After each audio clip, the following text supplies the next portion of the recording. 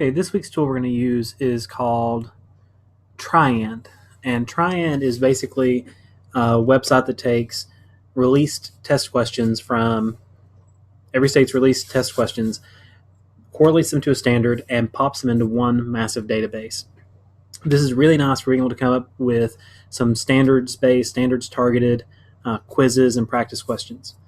To log in, your username and information was sent out to you by email in September, I believe. So to find it, you can go into your mail and do a search for just Triand, and it should pop up with an email that was sent out that gives you instructions and a link on how to click and how to activate your account. Once you do that, you'll just log in to Triand.com. And on Triand, when you first log in, you'll get a screen that looks kind of like this. That is not very user-friendly. It's not very helpful. And that's the biggest complaint we have with Triand at this point, is that it's just not really user-friendly. It's really tough to kind of navigate. It's not very intuitive, but the content that's on the page is really impressive. So when you get to this page, if you ever get lost, you're going to start off by going to Test. Once you go to Test, you can look for a keyword, or you can search for a specific state test. You can search for a specific subject or grade level, and create a new test. When you create a new test, it pops up with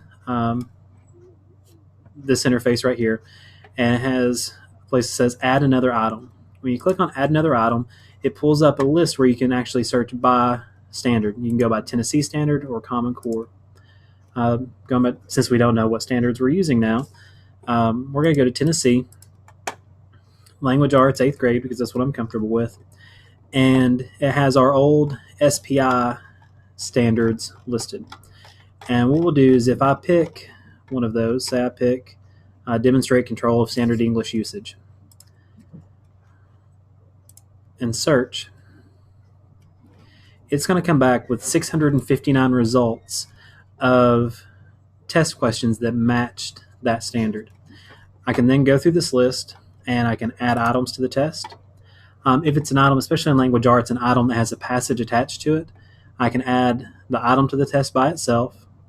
I can add the passage in this one item to the test, or I can add the passage and all the items that were associated with it on the release test all in one place. Depending on how you're designing your test and what your philosophy is, that'll determine kind of which route you go. In the end, once you've made your test, it builds it all here in a form that can be printed out. It can be sent to a PDF, and also has the items aligned to standards. So if you're coming up with a key or a grading scale that is standards based, you can use this key to line up answers and questions with their standard.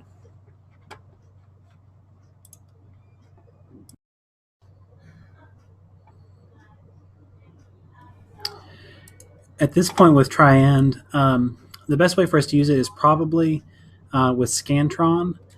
To be able to use it as a graded online test, we have to do a lot of work importing things, entire class rosters through their system, and it's been kind of finicky getting it set up. But in general, for right now, it's a great use to use it as a test bank. Come up with questions. You can either come up with questions and put them into Blackboard manually, or you could make a PDF and put it in Blackboard and have students answer it on a Scantron, or you could just print paper copies and go that route.